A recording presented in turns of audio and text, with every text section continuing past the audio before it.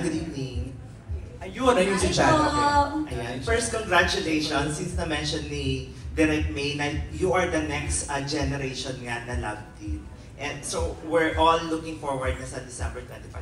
For my first question, na-mention kanina na maraming kilig scenes at talagang kikiligin at yung mga tao sa sinihan. Was there a time na naging totoo na yung kilig for while ginagawa niya yung mga eksena for Bianca, Dustin, and Yung tipong nahampas mo siya, may kinilig ako doon. Wow. Siyempre ako, hindi ko na madedenay yan. And yun naman yung beauty sa kanilang dalawa as Will and Dustin is that apakagaling nila sa ginagawa nila, apakagaling nila sa craft nila to the point na even as Bianca, pag umuwi ako, iisip ko siya, kinilig ako doon hindi ako makakalas. Oh no, nasa ganung stage ako. Which means na parang tumatagos talaga siya, hindi lang sa physical, but through my heart. And that's why I appreciate the both of them so much because I really saw how much they poured their hearts into this. So, yeah, yung kilig na makikita niyo, it's all real, it's all genuine. Yung pagka indecisive ko sa pagpili, yung hirapan ako pumili, ako talaga yun. Pero nag-off script ba tong dalawa? Direct, meron akong gagawin Hindi naman ganun. Parang I think it's more of while they're doing the scene, meron mga natural na gagawin. Okay. Na parang biglang may gagawin sila and it looks good. I mean... Like what? Ha? Panoorin nyo na lang. Basta meron sila na mga ganun. May ganun kayo, Dustin, Will, na pa-surprise, mga ganyan? Sorry. Ubong-ubo sa akin rin, sa'yo rin. May ganun ba? Parang, direct, gusto ko ng ganito gagawin ko. Minsan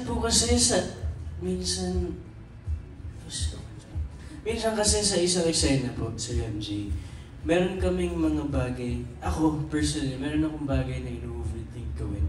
Pero pag nandun na kami sa eksena, pag nasa zone na talaga kami, kusang lumalabas po yung mga ganung bagay. So, ang masasagot ko po dyan, meron talaga. Okay. Meron. Overthinker ka ba? Sobra. Sobra. Hindi naman sobra. Ikaw nagsabi ng sobra. Medyo. Yata. Ayun. Dustin, ikaw naman. Ganun sinabi ni Will. Minsan may naiisip din talaga akong gawin para makadagdag sana. Mas maramdaman ko, mas maramdaman namin. Minsan, surprise ko na lang, gano'n. Minsan sasabihin ako ni Direk, ganito gawin mo, huwag ko sabihin. Gano'n! Oo. Nagkukuntsaba kayo, okay. So, yun. Mas naging natural siya. Mas nakakadagdag siya ng kilig sa eksena. Like what? Ako yung like what no? Kasi gusto ko nang maramdaman yung kilig na sinasabi. Biya ka nagugulat ka pag may ganong surprise na wala sa eksena? Oo, super. Kasi syempre, in order for you to deliver a good rom-com movie, syempre hindi naman isang klaseng kilig lang yung kailangan mabigay mo, especially sa mata. Kasi umaakit yun sa mata eh. So kunwari, eksena kami. Tapos ina-expect ko, kunwari gagawin to ni Will, gagawin to ni Dustin.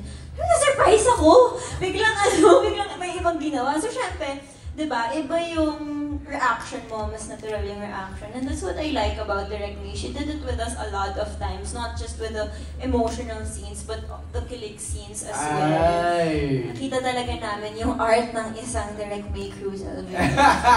Gusto namin makita yan. And on that note, I want everybody to please invite. Let's ask our friends, ating mga moviegoers to catch Love You So Bad. We begin with Zach. Please invite everybody. We invite everyone to watch Love You So Bad. Honestly guys, you won't be disappointed, I promise. Like, even me parang super excited ako. Like, can you guys spoil it please? But yun, hope you guys watch it. It's gonna be a good Christmas movie. Ralph? Yan, so mga kapamilya, mga kapuso, mga fans ng BBB, mga fans ng Love Team, mga casual viewers, for everyone. This is all for you. Aakalain yung Valentine's Day sa Christmas, guys. Please watch Love You So Bad, coming in cinemas December 25. Alam mo, dapat si Ralph na nag-host, no? Iba na eh, pag ganun na talaga eh. Vince. Mga kapamilya, mga kapuso, inibitahan ko po kayo manood ng Love You So Bad. This Christmas yan, sama niyo yung mga family nyo, friends nyo, mga kapitbahay nyo. Jowa nyo. Jowa nyo. Pakakiligin kayo this Christmas. Siguradong sigurado. Makakalimutan ko pa yung jowa eh. Sigurado. Perfect na perfect yung gift na yan. Rain?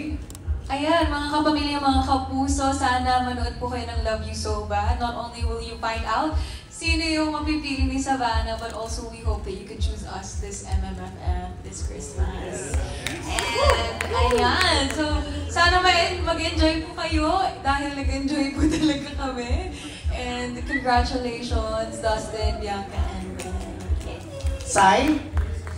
Mga kapamilya, mga kapuso, and syempre po sa lahat po ng sumusuporta sa bawat isa po sa amin. Ito pong klase ng gantong pelikula, masarap po ito panoorin ngayong holiday, ngayong Pasko. Kasi minsan masarap din makaramdam ng kilig, masarap makaramdam ng feel-good movie, or masarap makabalik sa dating feels ng mga panahong na-enjoy pa natin ang pelikulang Pilipino.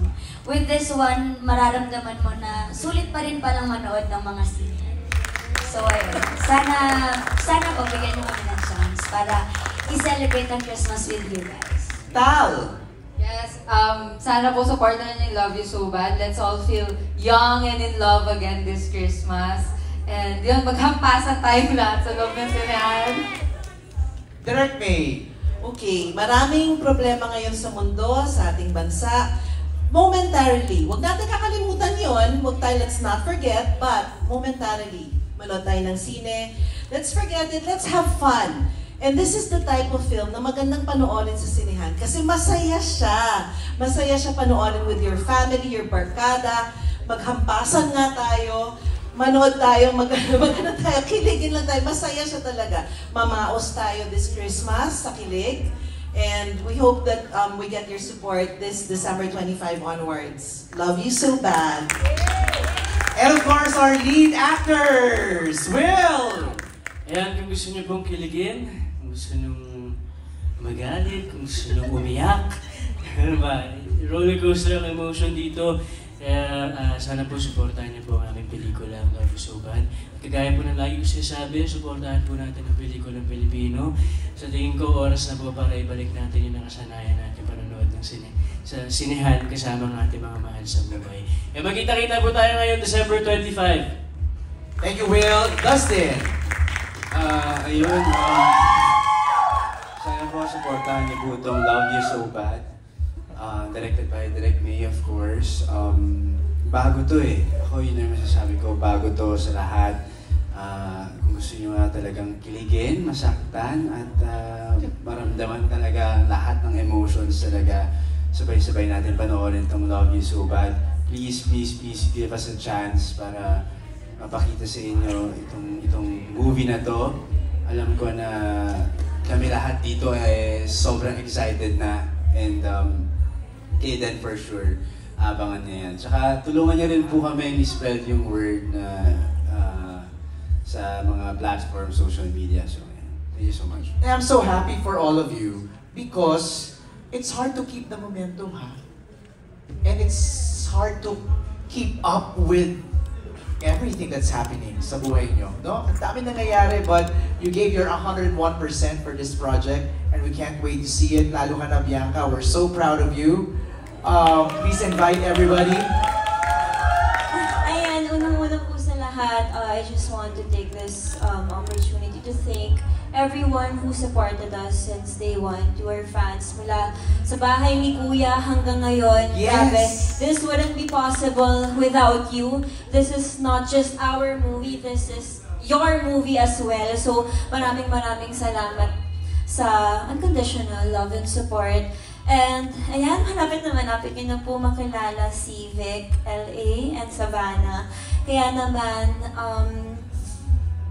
sana po ay mabigyan niyo po kami ng pagkakataon na mai-share ang Paskong ito kasama kayo. We hope that you give us a chance to make you guys happy. Sana ay bigyan nyo kami ng pagkakataon na pakiligin kayo, again, pasiyahin kayo, paiyakin kayo, and join us in this roller coaster. And tulad ng lagi kong sinasabi, taluan nga akong pumili ngayong Pasko. Tingnan natin. So, ayan, love you so bad this Christmas na yan. Maraming salamat po. Thank you po sa lahat. Merry Christmas! Ayun!